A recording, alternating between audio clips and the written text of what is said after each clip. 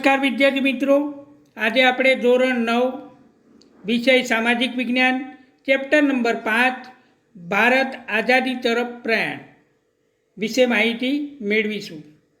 વિદ્યાર્થી મિત્રો, આપણે જાણીએ છીએ કે ભારત દેશ 15મી ઓગસ્ટ 1947ના રોજ આઝાદ થયો હતો, એટલે આપણે એને સ્વાતંત્ર્ય દિન તરીકે ઉજવીએ છીએ। પરંતુ આપણને જે સ્વતંત્રતા મળી એ સ્વતંત્રતા પાછળ કેટલીક બાબતો અસરકારક જોવા મળે છે। આપણે જાણીએ છીએ કે 1920થી 1947ના ગાળાને ગાંધી યુગ તરીકે ઓળખવામાં આવે છે, અથવા તો ગાંધી આંદોલનના યુગ તરીકે પણ કેટલાક ઓળખે છે। ભારતીય રાષ્ટ્રીય ચળવળોનો જે બીજો તબક્કો હતો એ બંધારણીય હકોની પ્રાપ્તિ અને લડતનો હતો। સાથે સાથે આપણે જાણીએ છીએ કે સ્વાતંત્ર્ય પ્રાપ્તિની જે લડતો હતી, આ લડતો અને આંદોલનો જે પ્રવાહમાંથી પસાર થયા અને તેની જે એક સંકુલ અસર ઊભી થઈ, એકતાની, જૂથની જેને કહેવાય, તેનું અહીં અવલોકન કરીશું। તો સૌથી પ્રથમ આપણે જોઈએ છીએ વિદ્યાર્થી મિત્રો કે સાયમન કમિશન 1927માં સાયમન કમિશનની રચના કરવામાં આવી। મોન્ટફર્ટ એટલે મોન્ટેગ્યુ ચેમ્સફર્ડ 1919માં જે સુધારા કરવામાં આવ્યા, અને એ સુધારામાં એક જોગવાઈ એ હતી મહત્ત્વની કે સુધારાનો અમલ કઈ રીતે થયો છે, અને સુધારાની જરૂરિયાત અંગે અભ્યાસ કરવા 10 વર્ષ બાદ એક કમિશન બનાવવામાં આવ્યું અથવા તો કમિશનની નીમવામાં આવ્યું। પરંતુ આ કમિશન 2 વર્ષ પહેલાં સાયમન કમિશનની નિમણૂક કરવામાં આવી, એટલે કે 2 વર્ષ વહેલાં નિમણૂક કરવામાં આવી। હવે આ જે સાયમન કમિશન છે એ સાયમન કમિશન જ્હોન સાયમનના અધ્યક્ષપણા હેઠળ રચાયેલા સાયમન કમિશનમાં 7 સભ્યોનું બનેલું આ સાયમન કમિશન હતું, અને બધા જ જે સભ્યો હતા એ અંગ્રેજ હતા। હિન્દીઓના દુઃખ દર્દ સમજી શકે એ વિચારથી કમિશનમાં હિન્દી સભ્યોનો સામેલ કરવાની ભારતીયોએ ભલામણ કરી, પરંતુ સાયમન કમિશને એનો ઇનકાર કર્યો। એમાં એક પણ હિન્દી સભ્યને સ્થાન આપવામાં આવ્યું નહીં। 7 સભ્ય સાયમન કમિશનમાં અંગ્રેજો હતા। હિન્દીઓના જે દુઃખ દર્દ સમજી શકે એવો એક પણ હિન્દી સભ્યને રાખવામાં આવ્યો ન હતો, અને આ ભલામણ જ્યારે હિન્દીઓએ કરી ત્યારે અંગ્રેજોએ આ ભલામણનો સ્વીકાર કર્યો નહીં। તેથી ભારતીયોને સાયમન કમિશનનો બહિષ્કાર કરવાનું નક્કી કર્યું। સાયમન કમિશન ભારત આગમન સમયે, એટલે કે ભારત જ્યારે આવ્યું ત્યારે એ સમયે લોકોએ હડતાલ, સભા, સરઘસ, સાયમન ગો બેક એટલે કે સાયમન પાછો જા એવા નારાઓ અને કાળા વાવટાઓ ફરકાવી સાયમન કમિશનનો વિરોધ કર્યો હતો, જેની સામે સરકારે, એટલે કે સાયમન કમિશનનો વિરોધ કરનારા લોકો પર અંગ્રેજ સરકારે દમન નીતિ અપનાવી। સરકારી દમન નીતિનો ભોગ બનનાર આપણે જાણીએ છીએ કે લાલા લજપત રાય, ગોવિંદ વલ્લભ પંતજી અને જવાહરલાલ નહેરુ પણ સાયમન કમિશનની અંદર અંગ્રેજોના હાથે ભોગ બન્યા હતા। લાહોરમાં સરઘસની આગેવાની લેતા લાલા લજપત રાય ગંભીર રીતે ગવાયા હતા, અને સાથે સાથે થોડા જ સમય બાદ તેમનું અવસાન થયું હતું લાલા લજપત રાયનું।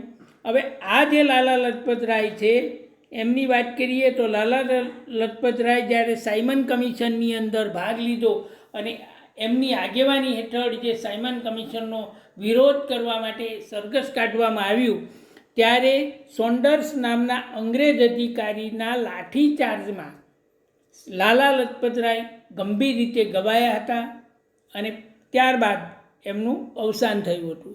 જ્યારે લાલા લજપત રાયનું મૃત્યુના સમાચાર ભગતસિંહ, સુખદેવ, રાજગુરુ વગેરે ક્રાંતિકારીઓને મળે છે કે લાલા લજપત રાયનું સાન્ડર્સ નામના અંગ્રેજ અધિકારીના લાઠીચાર્જથી મૃત્યુ થયું છે, અને આ સમાચાર જ્યારે એમને મળે છે ત્યારે આ ક્રાંતિકારીઓ ઉશ્કેરાઈ જાય છે, અને લાઠીચાર્જનો આદેશ આપનાર અંગ્રેજ પોલીસ અધિકારી સોન્ડર્સની હત્યા કરી દે છે. નહેરુ કમિટી. વિદ્યાર્થી મિત્રો, આપણે જાણીએ છીએ કે સાયમન કમિશનનો બહિષ્કાર થતાં હિન્દી વઝીર બર્કનહેડે સાયમન કમિશનનો ખરડો રજૂ કરતા જણાવેલું કે એમણે જણાવ્યું કે હિંદના નેતાઓ બધા જ પક્ષોને અનુકૂળ બંધારણ ઘડી આપે તો બ્રિટિશ સરકાર તેના પર વિચાર કરશે. એટલે કે હિંદના નેતાઓ બધા પક્ષોને અનુકૂળ, બધાને એક સમાનતાના ધોરણે જો બંધારણ હિંદના નેતા ઘડી આપતા હોય તો બ્રિટિશ સરકાર તેના પર કંઈક વિચારણા કરશે. આ આહવાનને પડકાર સમજી હિન્દી રાષ્ટ્રીય મહાસભાએ મોતીલાલ નહેરુ પ્રમુખ પદે નહેરુ કમિટીની રચના કરવામાં આવી. અને આ જે અંગ્રેજોએ હિન્દીઓ સામે જે પડકાર હતો એ પડકારને પહોંચી વળવા માટે મોતીલાલ નહેરુના પ્રમુખ પદે નહેરુ કમિટીની એક રચના કરવામાં આવી.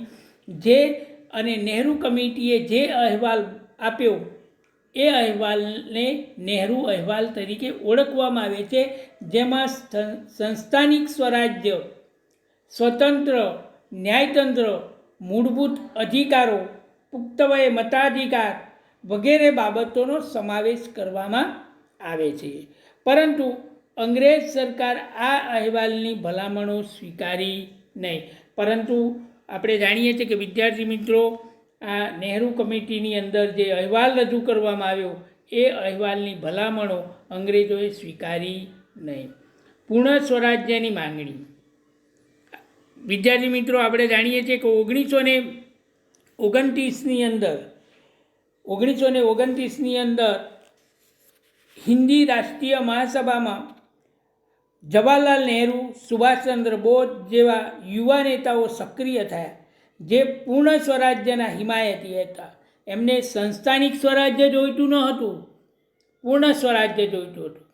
સંસ્થાનિક સ્વરાજ્યથી યુવા વર્ગને સંતોષ ન હતો. પરિણામે રાવી નદીના તટે એટલે કે રાવી નદીના કિનારે લાહોર ખાતે જવાહરલાલ નહેરુના અધ્યક્ષપણા નીચે હિન્દી રાષ્ટ્રીય મહાસભામાં પૂર્ણ સ્વરાજ્યનો ઠરાવ પસાર કરવામાં આવ્યો. અને ત્યારબાદ 26મી જાન્યુઆરી 1930ના દિવસે સ્વાતંત્ર્ય દિનના શપથ લેવામાં આવ્યા. પ્રથમવાર સોગંદ લેવામાં આવ્યા. અને ત્યાર પછી આજ દિન સુધી પ્રતિવર્ષ 26મી જાન્યુઆરીને સ્વાતંત્ર્ય દિવસ તરીકે ઉજવવાનું નક્કી થયું. અને એ દિવસનું મહત્ત્વ જાળવવા આપણું બંધારણ એ 26મી જાન્યુઆરીના દિવસે અમલ કરવામાં આવ્યો હતો. વિદ્યાર્થી મિત્રો, આગળ આપણે જોઈ શકીએ છીએ કે જ્યારે આપણે દાંડીકૂચ યાત્રા છે એ દાંડીકૂચ યાત્રાની વાત કરીએ તો 12મી માર્ચથી 6ઠી એપ્રિલ સુધી દાંડીકૂચ યાત્રા નિર્ધારિત થઈ હતી. દાંડીકૂચ યાત્રામાં આપણે જોઈ શકીએ કે સવિનય કાનૂન ભંગના આંદોલનના ભાગરૂપે ગાંધીજીએ દાંડી ગામના દરિયાઈ કાંઠે જઈ મીઠાના કાયદાનો ભંગ કરવાનું નક્કી કર્યું. 11મીની સાંજે આશ્રમમાં હજારો લોકોના જનસભાને એટલે કે હજારો લોકોની મેદની ભેગી થઈ હતી. અને એમાં મહાત્મા ગાંધીજીએ સત્યાગ્રહનો સંદેશો આપ્યો. લોકોને ધરપકડ થાય તો પણ મક્કમતાપૂર્વક અહિંસક રીતે સરકાર સામે લડત આગળ વધારવાનો અનુરોધ કર્યો હતો. અને અમદાવાદના સાબરમતી આશ્રમ, જેને હરિજન આશ્રમ તરીકે આપણે ઓળખી શકીએ છીએ અથવા તો ગાંધી આશ્રમ તરીકે પણ ઓળખી શકીએ છીએ. અને 12મી માર્ચ 1930ના રોજ વૈષ્ણવજન તો તેને કહીએ પીડ પરાઈ જાણે રે, પર દુખે ઉપકાર ન જાણે, મન અભિમાન નવ આણે રે. વૈષ્ણવજન તો તેને કહીએ. એ આ વાક્ય સાથે એટલે કે આ કવિતા સાથે ભણે નરસૈયો તેનું દર્શન કરતા 71 તાર્યા રે પૂરું થતાં મહાપ્રયાણ શરૂ કર્યું હતું. 12મી માર્ચ 1930ના રોજ અમદાવાદના સાબરમતી આશ્રમથી મહાત્મા ગાંધીજીએ દાંડીકૂચ યાત્રાની શરૂઆત કરી હતી. અને એમણે કહ્યું હતું કે સુર સંગ્રામ કો દેખે ભાગે નહીં, દેખ ભાગે સોય સૂર નહીં. શૂરવીર જે વ્યક્તિ છે એ સંગ્રામને જોઈને એટલે કે યુદ્ધને જોઈને કદી ડરી અને ભાગી જતો નથી. અને જે આવા યુદ્ધ કે સંગ્રામને જોઈને જે ભાગી જાય છે એ કદી સપૂત અથવા તો વીર હોતો નથી.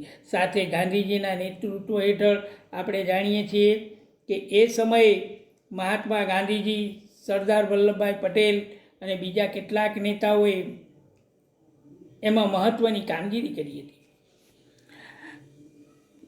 ગાંધીજીના નેતૃત્વ નીચે સાથીદારો સહિત દાંડીકૂચની શરૂઆત કરી. ગાંધીજીએ દાંડી યાત્રા 29મી માર્ચ 1930ના રોજ કરેલ અને એમણે કહેલ કે હું કાગડા કૂતરાને મોતે મરીશ, પરંતુ સ્વરાજ લીધા વિના આ આશ્રમમાં પાછો પગ નહીં મૂકું. અમદાવાદથી દાંડીનું અંતર આશરે લગભગ 370 કિલોમીટર. દાંડી યાત્રામાં અસલાલી, બારેજા, નડિયાદ, આણંદ, બોરિયાવી, રાસ, જાંબુસર, ભરૂચ, સુરત, નવસારી જેવા નાના મોટા નગરો અથવા તો શહેરોની અંદર મહાત્મા ગાંધીજી સાબરમતી આશ્રમ અમદાવાદથી નીકળી અને જ્યારે પોતે અસલાલી, બારેજા, નડિયાદ થઈ અને છેક દાંડી મુકામે પહોંચે છે. જ્યાં આગળ રાત્રિવાસ કરે છે, ત્યાં સભા ભરે છે, લોકોને જાગૃત કરે છે અને નાના મોટા નગરોમાં સભાઓ ભરી લોકોને સવિનય કાનૂન ભંગની લડત વિશે અને મીઠાના કાયદાનો ભંગ શા માટે તેની સમજ આપી આગે કૂચ કરતા, આગે પોતાની યાત્રાની શરૂઆત કરતા. જે ગામમાંથી પસાર થતી ત્યાં લોકોએ રસ્તાની સફાઈ કરતા, પાણી છાંટી, તોરણો બાંધી શણગારતા. આ યાત્રાને ભારતના લોકોની અપૂર્વ જાગૃતિ આવી. મહત્વનું અજબની શ્રદ્ધા, ચેતના અને એકતા જણાવવાનું અદ્ભુત કાર્ય કર્યું. દેશમાં સત્યાગ્રહનું મોજું ફરી વળ્યું. ગાંધીજી તેમના સાથીદારો સાથે 24 દિવસની યાત્રા શરૂ કરી હતી. એટલે કે 12મી માર્ચ 1930થી જ્યારે દાંડી કૂચ યાત્રા શરૂ કરી, લગભગ 370 કિલોમીટર મહાત્મા ગાંધીજી પગે ચાલીને ત્યાં દાંડી મુકામે પહોંચે છે. આ 24 દિવસની પદયાત્રા બાદ દાંડી મુકામે 5મી એપ્રિલ 1930ના રોજ મહાત્મા ગાંધીજી ત્યાં પહોંચે છે. તો વિદ્યાર્થી મિત્રો, 5મી એપ્રિલે જ્યારે મહાત્મા ગાંધીજી દાંડી મુકામે પહોંચે છે અને પહોંચ્યા પછી વહેલી સવારે એટલે કે 6 એપ્રિલ 1930ના સવારે બરાબર 6:30 કલાકે દરિયા કિનારે જામેલા મીઠામાંથી મુઠ્ઠી મીઠું લઈ મીઠાનો અન્યાયી કાયદો તોડ્યો. ગાંધીજીએ કહ્યું, ગગનભેદી અવાજે કહ્યું કે મેને નમક કા કાનૂન તોડ દિયા. અને આ સમયે ત્યાં ઉપસ્થિત લોકોને સંબોધતા કહ્યું, હું બ્રિટિશ સામ્રાજ્ય રૂપી ઇમારતના પાયામાં લૂણો લગાડું છું. તેવા શબ્દોથી સંબોધન કર્યું. મહાદેવભાઈ દેસાઈ એ મહાત્મા ગાંધીજીએ કરેલી જે દાંડીકૂચ યાત્રા છે એ દાંડીકૂચ યાત્રાને મહાભિનિષ્ક્રમણ સાથે સરખાવે છે. દુનિયાભરના પત્રકારો, ફોટોગ્રાફર્સ પણ આ સ્થળની મુલાકાત લઈ આંખે દેખ્યો અહેવાલ સમાચાર પત્ર અને પોતે પુસ્તિકાઓમાં પ્રસિદ્ધ કર્યો. આમ 12મી માર્ચે સાબરમતી આશ્રમથી શરૂ થયેલી જગ પ્રસિદ્ધ દાંડીકૂચની ભૌતિક સમાપ્તિ હતી. બ્રિટિશ સલ્તનતની ઇમારતના પાયામાં લૂણો લગાવવાની શરૂઆત થઈ હતી. આખા દેશમાં સવિનય કાનૂન ભંગની ચળવળ શરૂ થઈ. સરકારે દમનનો કોરડો વીંધ્યો. એટલે કે જે આશ્રમની અંદર અને જે કોઈ દાંડીકૂચ યાત્રામાં જોડાયા છે એમને પર અત્યાચાર, ત્રાસ ગુજારવા માંડ્યું. લાઠીમાર, ધરપકડો, ગોળીબાર, સ્ત્રીઓ અને બાળકો પર જુલ્મો આચર્યા છતાં લડતનું જોર ઘટ્યું નહીં. છેલ્લે આપણે કહી શકીએ છીએ કે એ સમયે મહાત્મા ગાંધીજીએ જે શરૂઆત કરી હતી અને એ શરૂઆતની વાત કરીએ આપણે તો મોટા ભાગે દાંડીકૂચ દરમિયાન વિદેશી કાપડનો બહિષ્કાર, દારૂબંધી, હિન્દુ મુસ્લિમ એકતા, અસ્પૃશ્યતા નિવારણ વગેરે અનેક રચનાત્મક કાર્યોનું આયોજન કરવામાં આવ્યું હતું. દાંડી યાત્રા અને નમક સત્યાગ્રહથી આવેલી જાગૃતિના લીધે આપણે જાણીએ છીએ કે અસહકારના આંદોલન અને સત્યાગ્રહના કાર્યક્રમો દેશભરમાં શરૂ થયા. આ કાર્યક્રમોમાં સ્વદેશી આંદોલન, પોતાના જ દેશની ચીજવસ્તુનો ઉપયોગ કરવો, વિદેશી ચીજવસ્તુઓનો બહિષ્કાર કરવો, દારૂબંધી, દારૂના પીઠા ઉપર પેકેટિંગ કરવું, મહેસૂલી સહિતના કરવેરા ન ભરવાનું, નાકર આંદોલન, કોઈ પણ પ્રકારનો કરવેરો નહીં ભરવાનું, અસ્પૃશ્યતા નિવારણ, જાતિ વચ્ચેના ઊંચ નીચના કોઈ પણ પ્રકારના ભેદભાવ ન હોવા જોઈએ. સભાઓ, સરઘસો, કાર્યક્રમો થયા. આ જાગૃતિ તથા આંદોલનને નબળા પાડવા તથા કચડી નાખવા સરકાર દ્વારા લાઠીચાર્જ, કારાવાસ સહિત દમનકારી પગલાં લેવાયા. પરંતુ આની પ્રતિક્રિયા રૂપે દેશમાં railway station, police station, post ઓફિસો તથા અન્ય સરકારી ઇમારતો પર તોડફોડ કરવામાં આવી. મુંબઈ પાસે વડાલાના પીઠા ઉપર નાગરિકોનો હુમલો, દિલ્હીમાં કસ્તુરબા ગાંધીના નેતૃત્વ હેઠળ દારૂબંધી માટે પેકેટિંગ, સુરતના ધરાસણા તથા વિરમગામ વિસ્તારમાં થયેલા મીઠાના સત્યાગ્રહો ઉપરાંત સરકારી નોકરીઓનો ત્યાગ, સરકારી શાળાઓમાં અભ્યાસ કરતા બાળકો જે છે એ અભ્યાસ પણ છોડી દેવાના કાર્યક્રમ દાંડીકૂચ યાત્રામાં મુખ્ય ગણાય છે. આપણે જાણીએ છીએ કે ગાંધી ઇરવિન સમજૂતી, ગોળમેજી પરિષદ અને સત્યાગ્રહની મોકૂફી. તો વિદ્યાર્થી મિત્રો, આપણે જોઈએ છીએ કે બ્રિટિશ સરકારે ભારતને કેવા પ્રકારનું બંધારણ આપવું તથા સુધારા આપવા તે માટે ગોળમેજી પરિષદ બોલાવી હતી. પરંતુ પહેલી પરિષદ લંડનમાં હતી અને એ નવેમ્બર 1930. ત્યારે કોંગ્રેસની ગેરહાજરી હતી, એટલે કે કોંગ્રેસના એક પણ સભ્ય ત્યાં હાજર ન રહેવાથી જે પ્રથમ ગોળમેજી પરિષદ છે એ નિષ્ફળ રહી હતી. કોંગ્રેસને મનાવવા ગાંધીજી અને ઇરવિન વચ્ચે ગાંધી ઇરવિન સમજૂતી થઈ. બંને વચ્ચે કોંગ્રેસને મનાવવા ગાંધીજી અને ઇરવિન વચ્ચે જે સમજૂતી થઈ એને ગાંધી ઇરવિન સમજૂતી કહેવામાં આવે છે અને આ 12 માર્ચ 1931ના રોજ થઈ હતી. જેમાં સત્યાગ્રહની નીતિ હતી, જેમાં મીઠું પકાવવાની સ્વતંત્રતા, શાંત પેકેટિંગ સંમતિ તથા બીજી ગોળમેજી પરિષદમાં કોંગ્રેસના પ્રતિનિધિ તરીકે ફક્ત મહાત્મા ગાંધીજી એકલા હાજર રહ્યા. પણ બ્રિટિશ પક્ષે બંધારણ ઘડતરની ચર્ચા માટે, અલગ અલગ કોમ માટે અલગ અલગ મતદાર મંડળો, વિભાજનકારી મુદ્દો ઉઠાવતા ગાંધીજી નિરાશ થયા અને અંતે આ પરિષદ પણ નિષ્ફળ ગઈ. જો વિદ્યાર્થી મિત્રો, પ્રથમ જે ગોળમેજી પરિષદ ભરાઈ હતી એ ગોળમેજી પરિષદમાં એક પણ કોંગ્રેસી નેતા હાજર ન હતો અથવા તો સભ્ય હાજર ન હતો. એટલા માટે પ્રથમ ગોળમેજી જે પરિષદ છે એ લંડનમાં મળી હતી, પરંતુ એ પણ નિષ્ફળ ગઈ. અને જ્યારે બીજી ગોળમેજી પરિષદ ભરાઈ હતી એમાં ફક્ત ગાંધીજી એકલા જ હાજર રહ્યા હતા.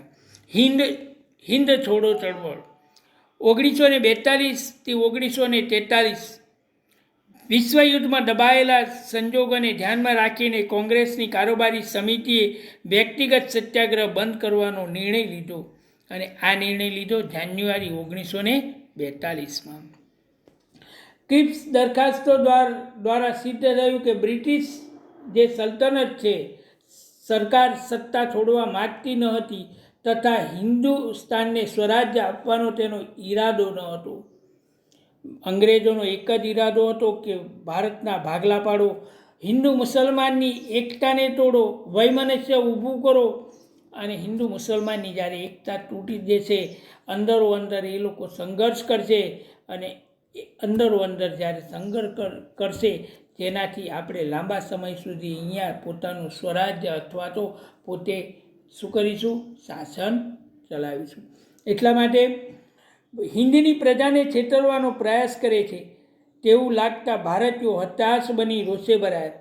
ગાંધીજીએ પ્રજાની નિરાશા દૂર કરી એક નવી આખરી લડત લડવા માટે તેઓને તૈયાર કર્યા હતા. મહાત્મા ગાંધીજીએ હિંદ છોડો ચળવળ જે ગાંધીજીની અંતિમ લડત હતી. વિદ્યાર્થી મિત્રો, મુંબઈમાં મળેલી કોંગ્રેસ મહાસમિતિ બેઠકમાં ગાંધીજીની આગેવાની હેઠળ 9મી ઓગસ્ટ 1942ની રાત્રે હિંદ છોડોનો ઠરાવ પસાર કરવામાં આવ્યો. આ ઠરાવના બીજા દિવસે વહેલી સવારે જ તમને ખબર છે કે ગાંધીજી, વલ્લભભાઈ પટેલ, જવાહરલાલ નહેરુ, મૌલાના આઝાદ, આ ઉપરાંત દેશના અગ્રણીય કોંગ્રેસ નેતાઓની અંગ્રેજોએ ધરપકડ કરી લીધી. વર્તમાનપત્રો પર પ્રતિબંધ મૂકી લીધો, કારણ કે વર્તમાનપત્રો સાચી દિશા આપતા હતા, માર્ગદર્શન આપતા હતા, લોકોમાં જાગૃતિ લાવતા હતા. એટલા માટે વર્તમાનપત્રો પર પણ અંગ્રેજ સરકારે પ્રતિબંધ મૂક્યો. પ્રાંતિક અને જિલ્લા કક્ષાના કોંગ્રેસી નેતાઓને પણ પકડી લેવામાં આવ્યા. ગાંધીજી સહિત બધા જ દેશ નેતાઓની ધરપકડને પરિણામે દેશના શહેરો તથા ગામોમાં એકાએક સખત હડતાલો પડી અને ગાંધીજીએ કહેલું કે આઝાદી માટે મારી આ અંતિમ લડત છે અને તેના માટે લોકો બહુ જ બલિદાન કરવા તૈયાર હતા. તેમનું સૂત્ર હતું, કરેંગે યા મરેંગે. હિંદ છોડો આંદોલન દરમિયાન હડતાલો.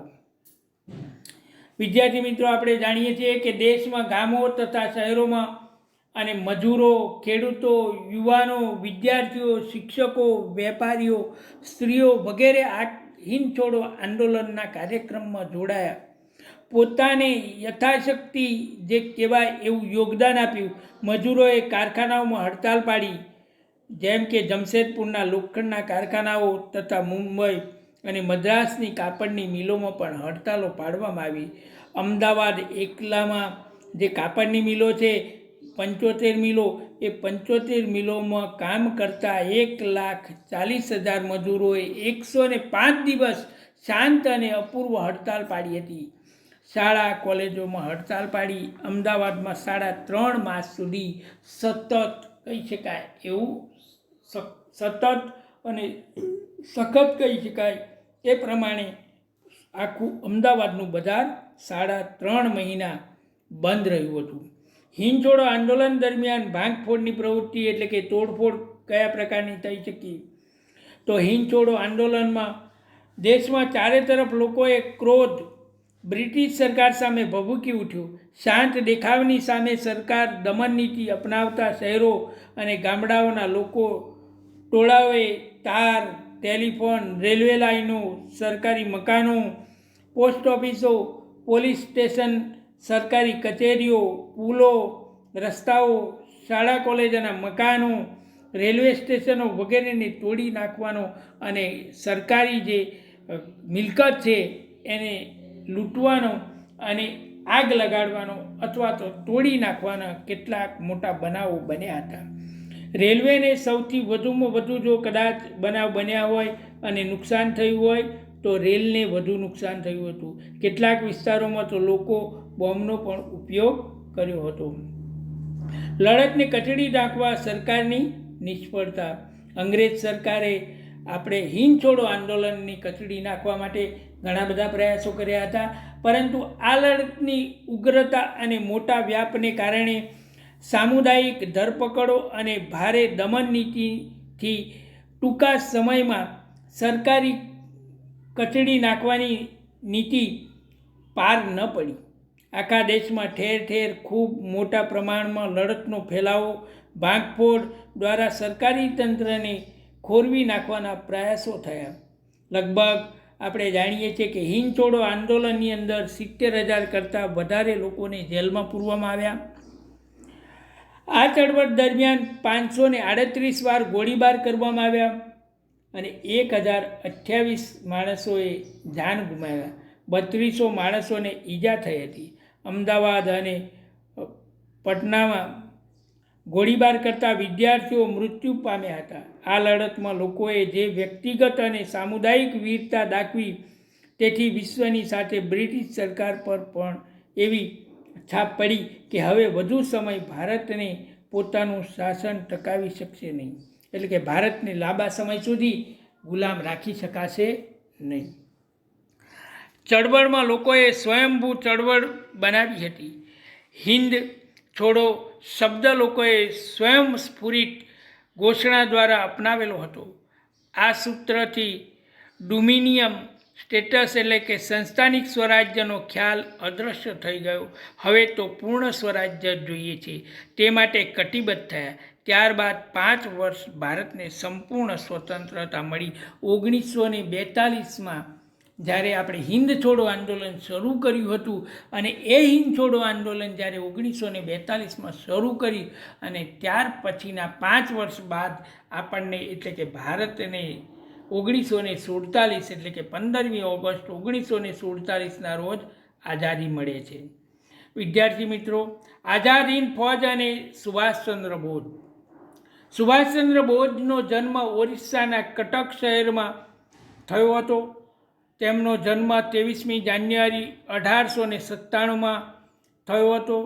તેમના પિતા રાયબહાદુર જાનકીનાથ બોઝ હતા, જે કાનૂની ક્ષેત્રે સરકારી વકીલ પણ હતા. માતા શ્રીમતી પાર્વતી દેવી ધાર્મિક વૃત્તિ ધરાવતા હતા. આ બંગાળી છોકરો બ્રિટિશ સરકારમાં વફાદાર સેવક બનશે તેવી ભવિષ્યવાણી એની બાલ્યાવસ્થામાં કરવામાં આવી હતી.